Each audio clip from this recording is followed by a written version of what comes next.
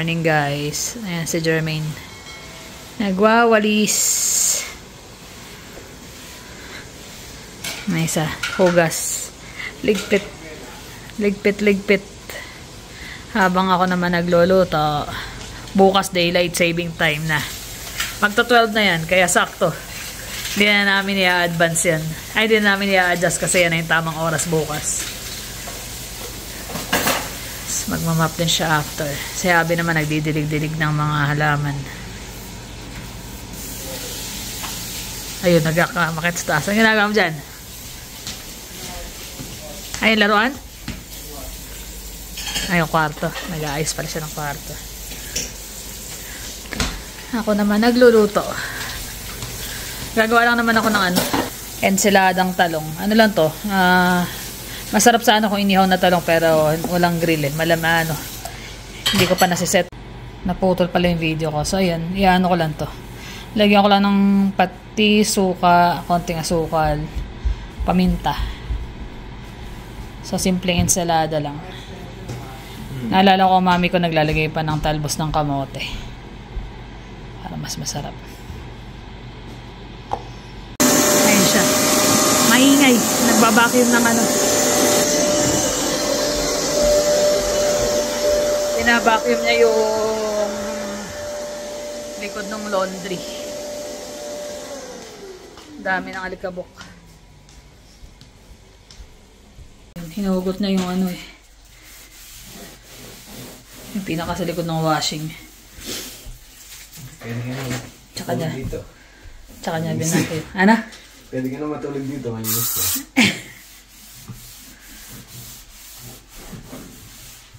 Yung dalawa nakahayain na tapos na magwalis. Tapos na? Walis, map.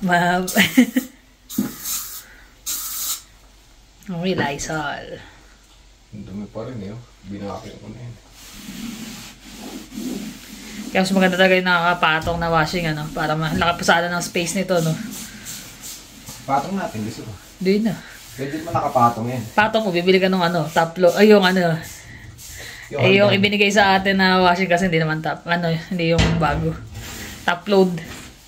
Mga lumang style. Lagay mo na sa baba. Nananahimik dito, lagay mo sa baba. Pababa yung baka pa naglalaba.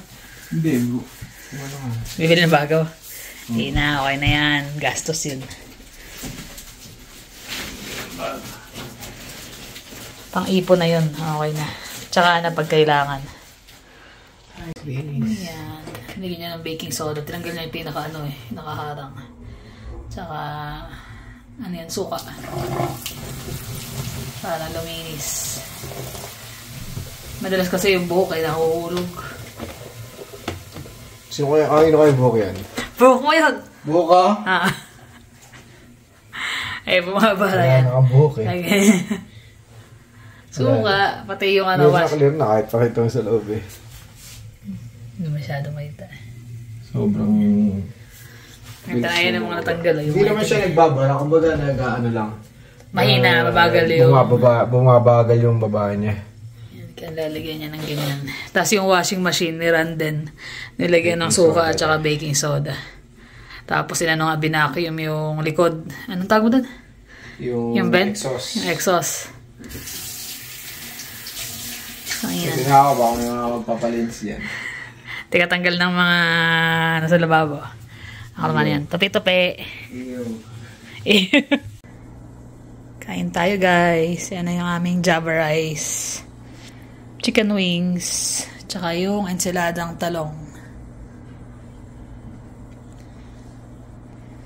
Ito parang simple vinaigrette lang siya.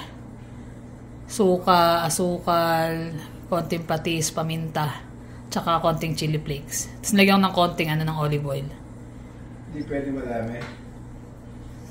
Dilasang-lasa mo yung olive oil ka talaga eh. Tsaka masyado maasim pag nilagyan mo na marami suka. Sakto, gutom na sila. Tapos na maglinis.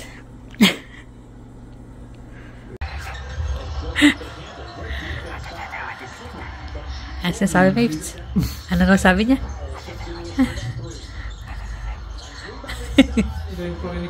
Takot siya sa dinosaur.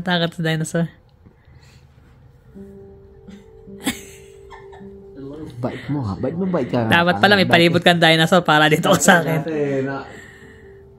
Lakad ka ng lakad. Yun. Nandiyan ka na sa una na. Yan pala gagawin sa'yo. Yung kit ng damit niya, may bulsa pa rito eh. Ano ba yan? May candy? Lalagyan ka ng stash. Dito ka lang kasi may dinosaur dyan.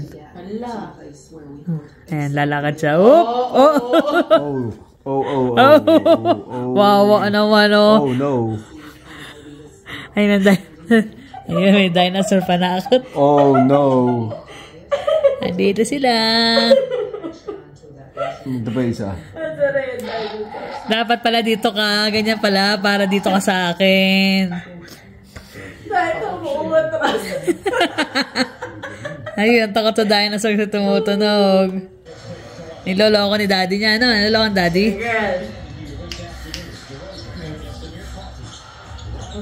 What's that?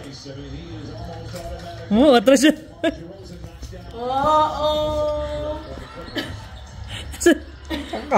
Hindi niya malaman saan siya pupunta. Wow. Wow, naman si Mapes. Mapes, ano yun? Dito ka na lang para bati, no?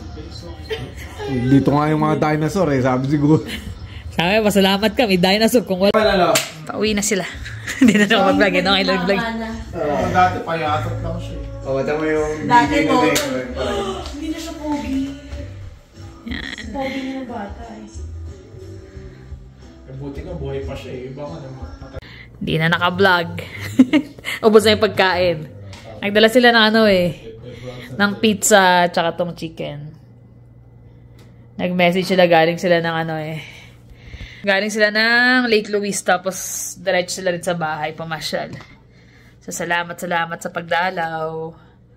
Kaya nagluto ako ng mabilisan, pasta at saka wings. So, sakto naman kasi may pizza. Kaya pala yung oras nila, tansyado nila kasi pababa sila ng ano, no? Galing sila ng Lake Louise. Maganda kasi ang weather, kaya yun. So, ayan. Kami nod-nod. Hindi na ako mag-review. Okay lang. Bukas naman ulit. Mamaya, sa taas tayo mag-review. Sa taas. Huwag ka matulog ha. Natulog ka na kanina.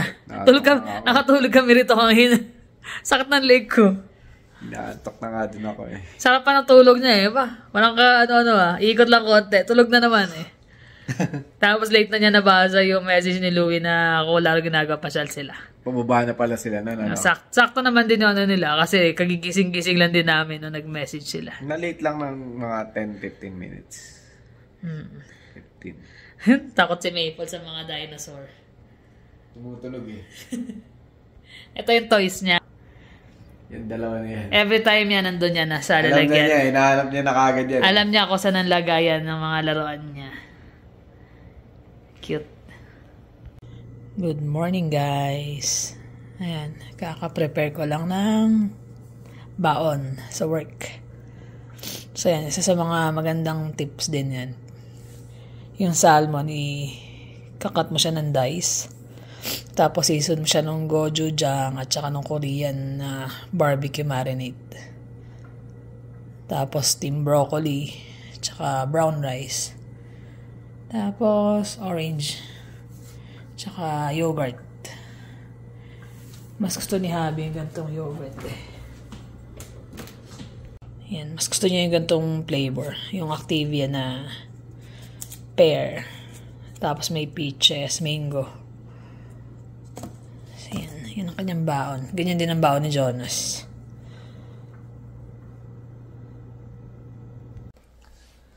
Ayun o, nakabalik na ulit. Parang ilang araw ang naging agwat ng vlog ah. Kaya nga eh. Hindi, pag in-upload na naman to, parang every other day. Pero sa totoo, parang ano yun.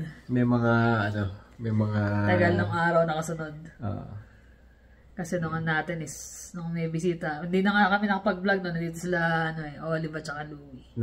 Kasi matagal-tagal din kasi silang hindi nagpunta. Tapos galing sila ng Lake Louise, nag-message na Pababa na sila. Pwede silang makigulo daw rito sa bahay. Sabi na, sige. Sakto na late ka ng reply. Nakatulog ako eh. Nakatulog kami dalawa dyan sa may sopa eh. Buti nagising ako after 15 minutes nung ano nila. Hindi, sakto na pala din. On the way sila nun, di ba? Pauwi. Sakto. Yan. Nakapagkulitan kay Maple. Si Maple na makulit. Pero nakakatuwa yun. Sobrang cute. Nakakatuwa yung si Maple eh. Ay, naglabas ako ng pin niya eh. Kulang na lang. Halikan ako doon sa inaamoy habang niya talaga kumakain eh. siya, nalabito ko ata yun. Oo. Kulang Inaamoy niya yung ano eh. Parang gusto niya. Mahilig sa ano yan, yun yung sa lahat yata ng mga dog na meet ko eh. Yun Mahilig yung sa ano, fruits. fruits. Mahilig siya sa fruits. Pero madalas siya, ano, yung paborito niya yung mga mangga, yan. Apple. Mga ano. Kaya akala ko yun lang. So, noong every pupunta yun, bumibili ko Wala ng siya nabiling ano. mango. Inutusan ko yung mga bata. Tumingin sila kasi may pinabili din ako. Sabi ko, tingin kayo mangga. Wala. Ako patay, sabi ko, kawawa naman si Maybe. Pagdating dito, sabi nagkukentuhan. Sabi ko, cantaloupe ba? Kumakain. Oo, sakto wala ako eh. May cantaloupe eh. Sakto. Bilis nyo. Saglit Nakakatuwa. lang eh. Ayaw na kainin yung apple niya eh, no? Galing kasi yung itsura niya yung magpaawa. Imposible hindi ka madala eh. Tsaka maraming matalino salamat yun. kay ano doon sa mag-asawa. Salamat sa pa-pizza at sa Chicken wings. Sarap eh. Chicken thigh. Chicken thigh pala. Tapos nagluto lang din ako noon. Sabi ko, kailangan makaisip ng mabilis ang ano. Kasi malapit na eh. Makaisip Sakto, na. naglinis naman kami nung morning nun. Linis kami, nag-ayos-ayos ng mga... Usually Saturday kami naglilinis kasi kompleto kami. Walang lakad naman si Jonas, wala rin bisita. Yun, nalinis ko yung likod nung washing machine pati yung... Importante na yung vent kasi Oh. doon na yung mga ali-alikabok eh. Kailangan talaga i-maintain din talaga yung bahay para kumbaga Tsaka yung sink nga sa banyo. maging maayos pa rin kahit na ilang taon na, di ba? Kahit sabihin mo yung lababo, every time na magsusuklay ako, natanggal ko pag may nahulog. Di ko lang may naliligaw pa rin talaga eh.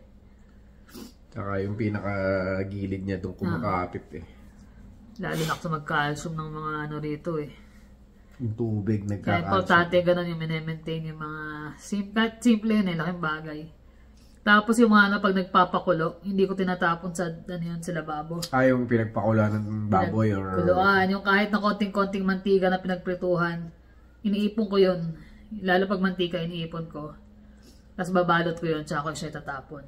Lalagay namin sa Sa compost. Yung mga ganun. Kasi delikado yun eh. Lalo dito malamig. So pag biglang lamig, yung mga mantika. Pwedeng tumigas doon sa mismong Sa mismong mga sink. pipe. Ang hirap ng paglalim. Mahal pa naman ng mga rito. Oo. Kaya pag nagpalambot, gagawin ko, tatanggalin ko muna yung umiibabaw na mantika. Tapos tatapon niya sa compost. Tapos yung tubig nun, hindi ko tinatapon. Iniipon ko din. Yun. Para safe.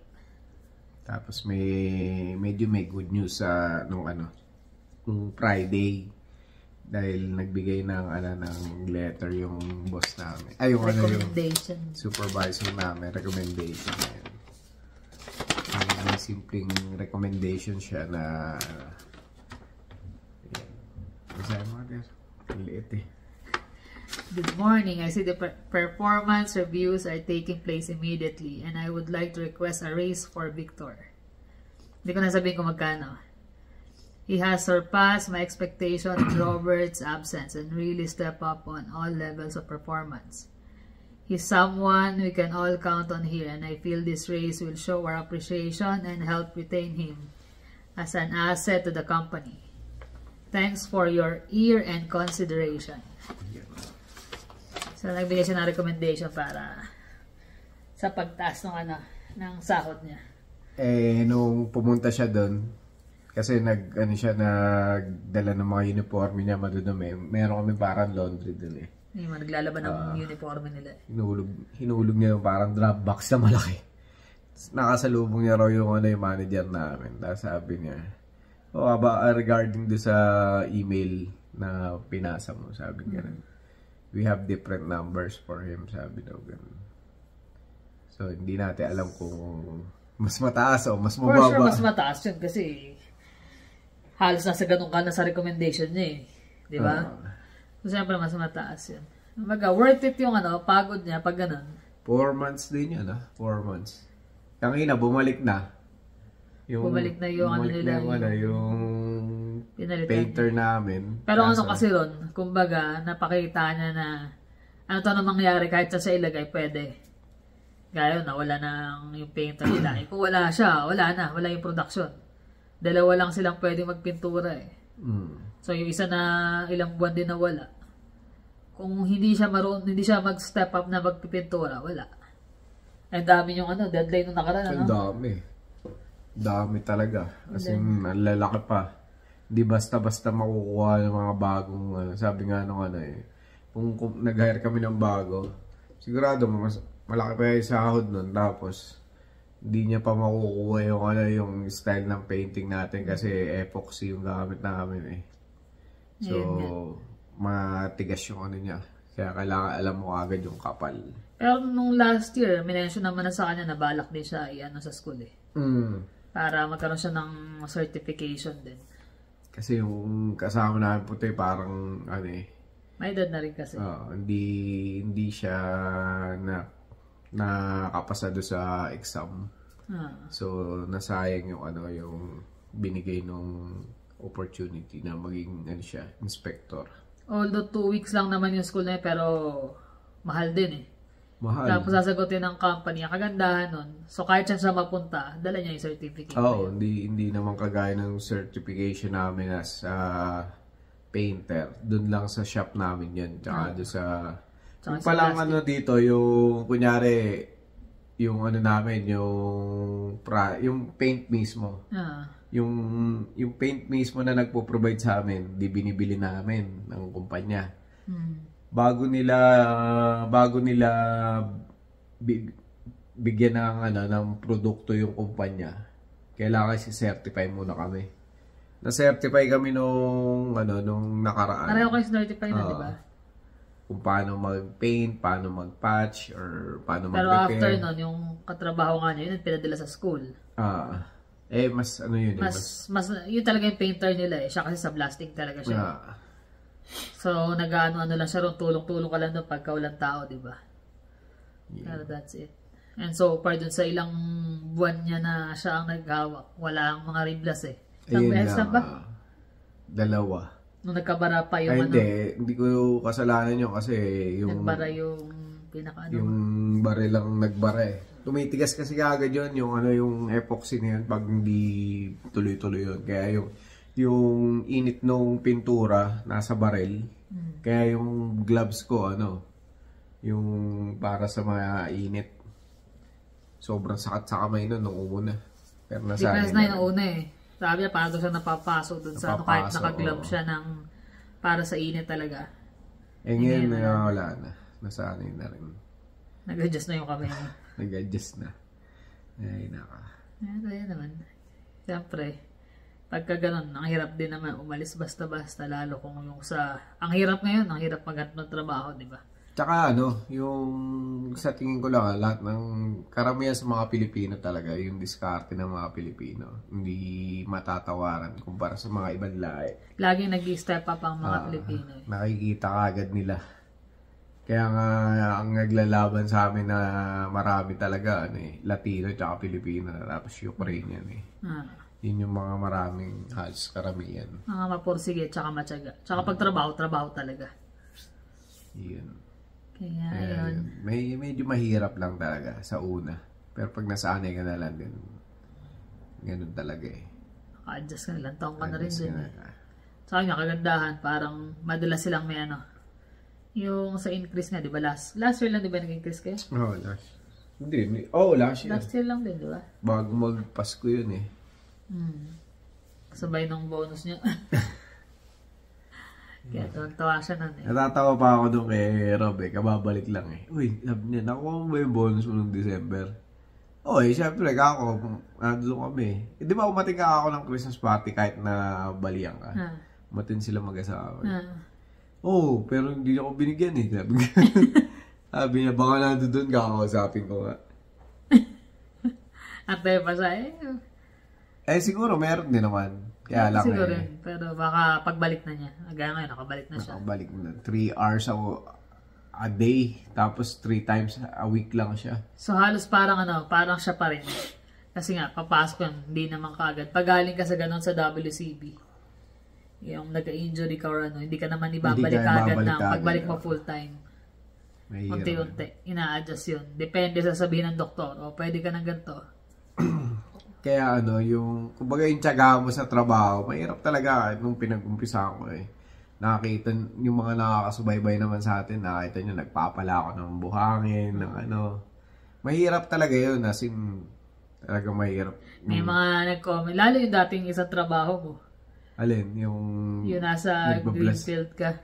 Yung nagpapagpag. Sabi nga nung isa, kung ako ang may ganyan trabaho, uwi na lang ako ng Pilipinas. Well, may mga nakasama akong Pilipino dun sa green na Canadian Greenfield, yung kami ng mga dayami, mga kung ano. Naggagawa kami ng bedding. Meron kami nakasama Pilipino dun. Siya, forklift driver siya ng Walmart. So, yung time na yun, pandemic na, di ba? Halos kami lang din yung bukas nun. Siya naman, umayaw siya kasi marami nagkakaroon ng sakit doon. So, inayaw siya kasi Pilipino siya. Nakita yung mga trabaho namin. Dalawa kami Pilipino. So, nung nandoon na siya, nagpapatulong ako. Sabi ko, patulong naman, pre. Sabi ko gano'n. Kasi, disassemble kami ng mga makina ron Sabi niya, nagwawalis ako Sabi niya sa akin. Ganun ba? Sige, okay lang. Sabi ko gano'n. Ginawa ko, kinalangan ko na lang yung isang ratchet para ako na lang mag-isa. Hindi ko na siya kailangan.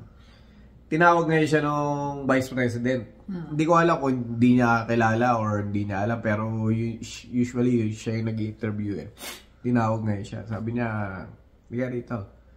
Sabi niya, sumagot siya, sabi niya, can't you wait? Sabi niya, may ginagawa ako Sabi niya ganun. Tapos sabi nung, may pagagawa ako sa'yo dito Sabi niya, paano kung gagawin yan? Maya parang nag-a-argue na sila. Sabi niya, paano ko gagawin yan? May ginagawa ako. Wala akong matatapos. Sabi niya ganun. Medyo may edad na kasi. Wala akong matatapos. Tapos sabi niya, bitawan mo yan. Let's go to the office. Sabi niya ganun. Tumigil siya. Maya, paglabas niya ng office, pumunta na ng locker, kinuha yung gamit. Malis na. Pangalawang araw pa lang. Sabi nung wala ba kayong ibang papasukan? Paano mo i-recommend yung ganong klase ng worker, di ba? Paano mo i-recommend kung simpleng bagay lang na utusang anong-ano? Lalo, Vice President na nag-uutos. Vice President, hindi mo ba alam na Vice President siya? Invite nga nun sa amin sabi niya... Tsaka nung time na yung pandemic kasi ang daming nagsara. So, ang hirap maging choosy na... Kahit naman ngayon hindi tayo naka-recover, nakabalik nung Hindi na Tapos doon nga nag-start na tumaas lahat ng bilihan, di ba? Yun na Kaya yung trabaho na meron kayo, pahalagaan nyo kasi hindi nyo alam. Minsan, baka nakaupo na kayo sa opisina, di ba? Hindi mo alam Gawin mo lang, may nakakakita naman sa'yo Hindi dahil tingin mo, okay lang yan. Wala naman tao iba, kami lang. Alam mo kung anong sinagot niya? Yung nakita mo na naka-PEDEX na kayo, di ba umalis na rin yun? Yung malaking tao. Yun yung isa pang Pilipino. Sabi niya, yun, Ilonggo. Sabi niya, pre, bakit hindi mo naisip yan? Nung sinagot-sagot mo yung harap-harap kami tatlo Sabi niya, bakit hindi mo naisip yun nung sinagot mo ng ganon? Sana naisip mo yung pamilya mo, mawawalan ka ng trabaho kung gagawin mo yun. Bago ka mag-ganon ng ganon, sipin mo na yung pamilya mo. Ilang araw pa lang siya ganon na. Paano pa kung tumagal yun? Tapos pandemic napakahirap magawin ng trabaho. Wala siya. Dami nga nagsasara nun. Siyempre, bago mo bitawan yung salita, sipin mo muna, tsaka yung action na gagawin. Kasi pag nagawa mo at nasabi mo, hindi mo na mababalik yun. Lalo pag minabitawan kang salita. Yun na yun. Tsaka may position yung tao kaharap mo Hindi naman basta-basta lang yun. Ikaw, tinanggihan ka nga, wala kang magawa kasi pareho naman kayo, di ba? Pero yung syempre, okay lang. Wala. Gagawa ko na lang ng diskarte. Ako naman para sa akin lang naman Baka lang, ilang minuto mo lang hawakan yung isang ratchet habang ginagawa. Ganun pa man okay lang. Nakakatuwa pa nga doon, yung kasama kong tiga Sierra Leone na hindi siya nakakalimot mag-message. Hanggang ngayon. Hanggang ngayon, nagme-message pa rin. Laking tao rin yung ano na yan. Bumisita dati yun eh. At tinulungan namin ni Jonas yun na naglipat. Ginamit namin yung truck, nilagay yung mga gamit niya doon. Kasi parating na yung asawa niya, tuwan-tuwa nga. Ganun talaga. Pag mabait ang tao, ibabalik mo lang din. Gaya nun, maganda naman pinakita sa kanya. Hanggang ngayon, mayroon naman silang communication. Yun lang. Yan lang ang aming chika. Chika-chika. Na yan lang kasi ngayon mga trabaho. Lalo tong good news sa kanya. Good news. Lumaki. More tax. Dagdag tax. Pero at least, di ba, kumbaga, na-appreciate yung ano niya.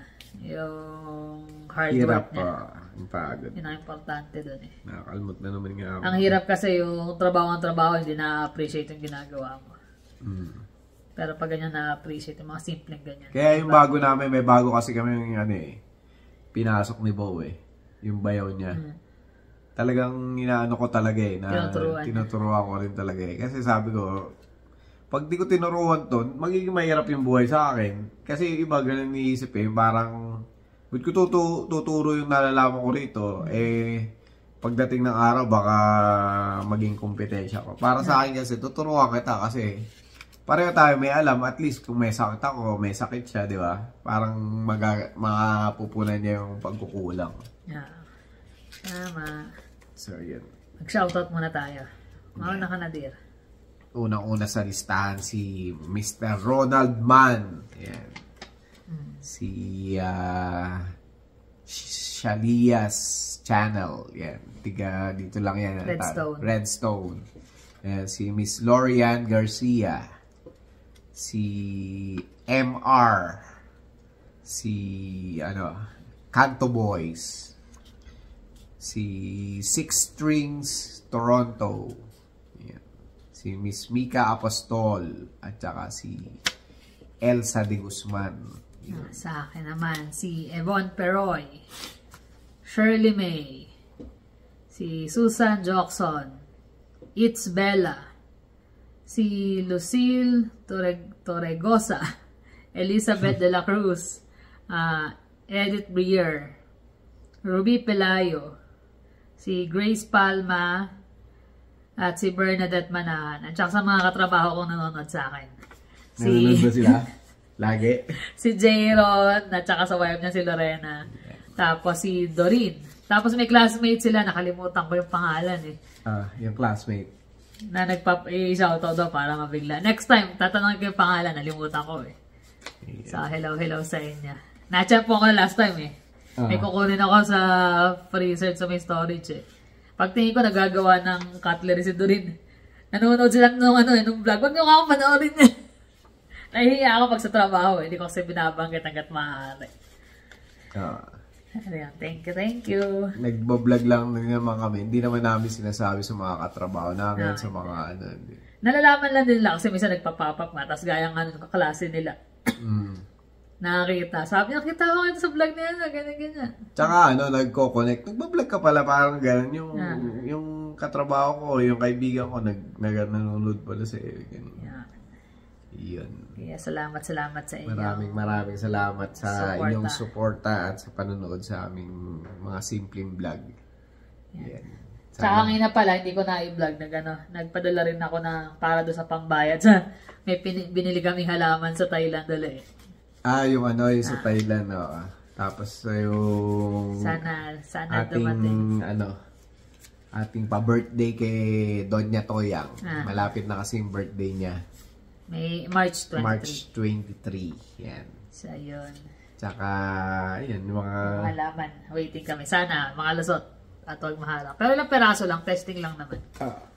Iba kasi yung in-order namin. Yung isang in-order namin ng Astrophytum. Wala nang mga kinukuha ng kawartiya. Wala siyang kawartiya. Pero alam niya na kung paano palusutin yung Hindi naman palusot. Kumbaga, pag maliliit lang na pagka naman kasi, yung konti lang, okay lang, pinapalusot naman. Pero pagka yung maramihan, iba kasi, di ba, pinambebenta. Sa amin, 4-5 piraso. 5 ba? Parang 5. Kasi 100 baht lang eh. 100 baht, 200. Yung isa lang yung medyo mahal yung 650, no? Nabot din ng ano. Ang mahal yung shipping. Yung ano, yung padala ng pera. Ng bayad. Dapat kasi pala nag-PayPal na lang. Hindi. Wala tayong PayPal eh, di ba? Di ba si Jermaine yung ginagawin na ng PayPal? Alam na namin nag-PayPal kami. Pero okay lang. So, waiting na lang kami. Abangan at maipakita. Nakakatuwa rin eh. Paano guys? Ingat kayo lagi. Thank you for always watching. Please like and subscribe. See you in the next vlog. Bye.